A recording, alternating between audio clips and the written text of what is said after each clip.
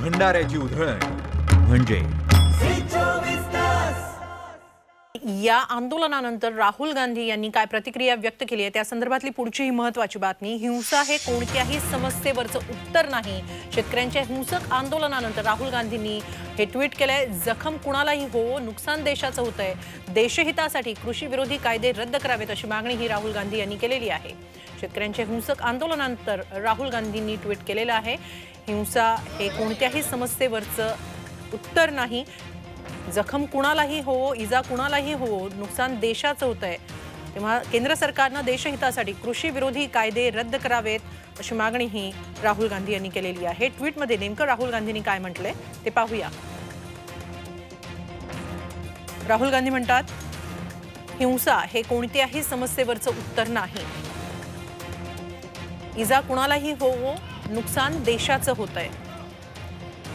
देशहितासाठी कृषी विरोधी कायदे रद्द करावेत मागणी राहुल गांधी यांनी या ट्विटमधून केलेली आहे।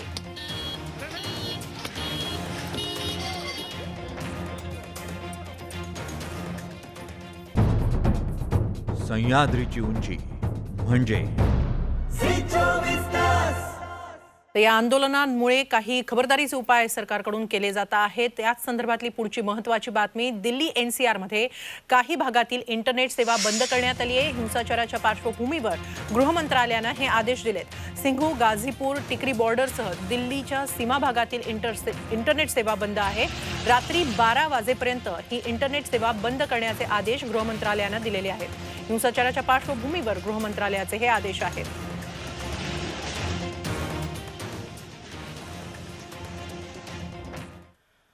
दिल्ली आंदोलनाच्या पार्श्वभूमीवर आणखी एक खबरदारीचा उपाय घेतला गेलेला आहे। दिल्ली मेट्रोचे सर्व प्रवेश तसंच बाहेर पडण्याचे मार्ग देखील बंद करण्यात आलेले आहेत। दरम्यान हिंसक आंदोलनामुळे दिल्लीतल्या रस्ते वाहतुकीतही बदल करण्यात आलेला आहे। तर गदारोळामुळे दिल्लीतल्या रस्त्यांवर प्रचंड वाहतूक कोंडी झालेली पाहायला मिळाली। सकाळी पासून सुरू झालेल्या या आंदोलनामध्ये हिंसक वळण लागताच क्षणी काही खबरदारीचे उपाय योजण्यात आलेले आहेत।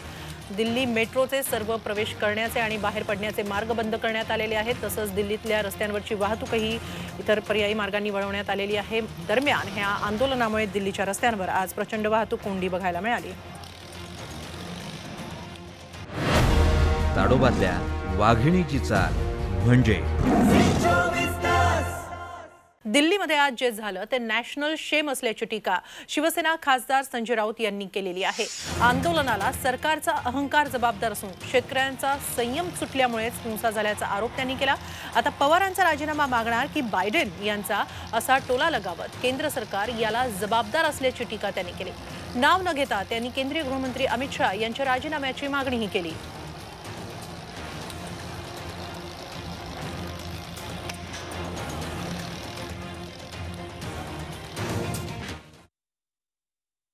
दिल्ली में आज जो हुआ है और जो मैं देख रहा हूँ, मैं उसे नेशनल शेम, राष्ट्रीय शर्म की बात मानता हूँ। आज गणतंत्र दिवस है। पूरा देश नहीं तो पूरा विश्व आज दिल्ली के राजपथ पर जो हमारा देश का एक शक्ति प्रदर्शन होता है, सभी राज्यों के रथ यहाँ वहाँ आते हैं, चित्र रथ आते हैं, झांकियाँ आती हैं, आर्मी की ताकत दिखती है, हमारी प्रधानमंत्री पूरी सरकार वहाँ मौजूद रहती है। लेकिन सुबह हमने चित्र देखा था ये, लेकिन दोपहर के बाद पूरे विश्व ने दिल्ली के सड़क पर जो नज़ारा देखा है वो ना आंदोलनकारियों को शोभा देता है, ना सरकार को शोभा देता है। अगर किसी और पार्टी की सरकार होती है, किसी और राज्य में हो जाता तो सरकार का इस्तीफा मांगा जाता। आज जो कानून व्यवस्था खत्म हो गई दिल्ली में कुछ समय के लिए, आज भी चल रहा है, अभी भी चल रहा है, तो सरकार के लोग और जिस पार्टी की सरकार है उनके नेता अब किसका इस्तीफा मांगे? शरद पवार साहब का इस्तीफा मांगेंगे आज की घटना के लिए? ममता बनर्जी का मांगेंगे क्या महाराष्ट्र के मुख्यमंत्री उद्धव ठाकरे जी का इस्तीफा मांगने वाले हैं या जो बाइडेन का मांगे? कौन लेगा आज की जिम्मेदारी? लाल मातीतली कुस्ती म्हणजे